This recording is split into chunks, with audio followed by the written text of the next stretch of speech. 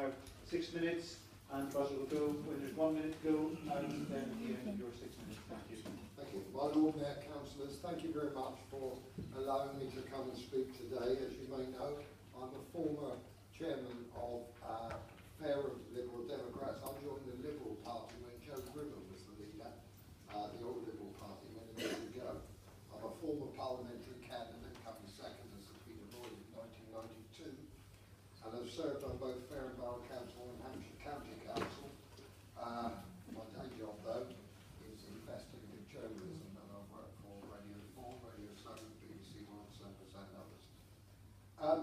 I was born in Portsmouth in 1948, and I'm a friend of Portsmouth, though I live just outside. And I hope you respect the fact that sometimes friends have to tell you a few untruths, although not really friends.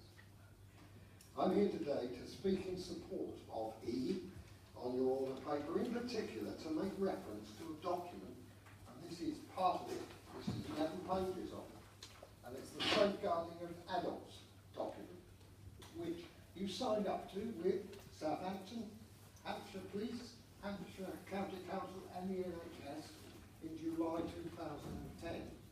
It's a very robust document, very robust, and so are the details of the policies within it. The initial complaint that led to the recent affair concerning Councillor Hancock, one of your previous councillors, was not reported by the lady herself, but by a member of staff, by her care worker. And it was reported to the correct department, which then failed her miserably. Despite a conference being convened under the policy, the minutes and the outcome were not communicated to her, and the victim was left in the dark, contrary to what it says in this document. Multiple communications from her representative with her assent were sent to the then strategic director, who's now, I believe, taken the golden handshake and gone. She rebutted all those claims for information. She's not allowed to. It says in the document, which you signed up to, that you have to involve the complainant and there has to be openness. It's there. You signed up to it. You didn't do it. The police then investigated. They failed to quiz neighbours, to take the councillor's phone and to do so much else. And even neighbours knew about late night visits, which he now admits to, because he crashed his car against a fence post, which brought the neighbours out in the street. The file was referred to the CPS, as some of you know, who decided not to prosecute solely because it was a 50-50 case and they don't throw money at 50-50 cases. How do I know it? Because I was the only other person in the room with the complainant at the CPS in London, and we took 3 recordings just to make sure that we couldn't be accused of editing. 3 recordings on 3 separate machines with the permission of the CPS. Statements like, I'm innocent, and the police found no case to answer were very hurtful to the victim.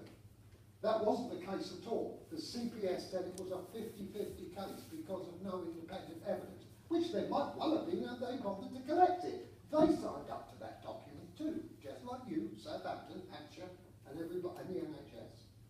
But they didn't follow it. In a statement to the news, one of your numbers made the point very well, that councillors shouldn't have been sitting on that panel, the disciplinary panel. It's a shame that councillor also, 4 weeks before, said he was protecting his friend, and, sorry, we didn't have evidence at the time. Well, I don't know what our £18,500 report that the public paid for wasn't, if it wasn't evidence on the desk. The truth was that there wasn't an admission at that time by the councillor, but there needn't have been. And it was wrong for anyone in this chamber or in the offices opposite to have taken a view on who to believe and who not to believe. What it says in here is you have to be led by the victim, you have to keep her informed. And I'll bet you all put your hands up when this was put in front of you in 2010 and said, agreed, but not one of you read it. Well, I have 231 pages of it. Here's a bit. A zero tolerance of all form of abuse. Treat people as if they were members of your own family, treating each person as an individual. right to privacy. Ensure people feel able to complain. All highlighted in yellow. I've done 11 pages. We've read 231 pages of it. Now, disciplinary procedures should have carried on regardless of anything else that was going on, and that procedure says consideration should be given that it should have been given to an outside body, which one of your number now agreed that they shouldn't have been sitting on, and quite right too. But you needed to do this in 2010 when you signed up to it. Finally, let me say this to you.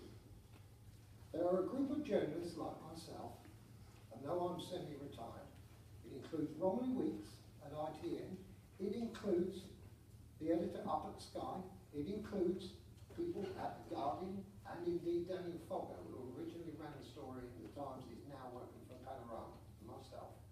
We've got some of the biggest mops and buckets that you will ever see.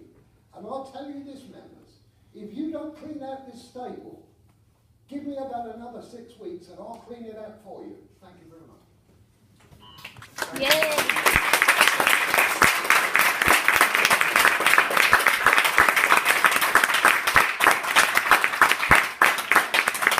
Members, that brings to the end the deputations. Could I ask that you want to return to public gallery if you'd like to stay and listen to the rest of the debate?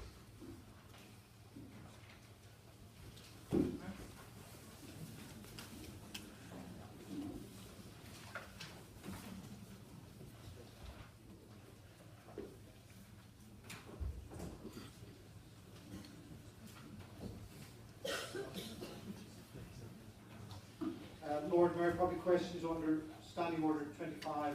There are no public questions. That was a quick time. Appointments. Appointments for today's meeting are set out on the green sheet circulated in the chamber. Are these agreed? Thank you, members. They are agreed. Urgent business. There is one urgent part of the business I'd like to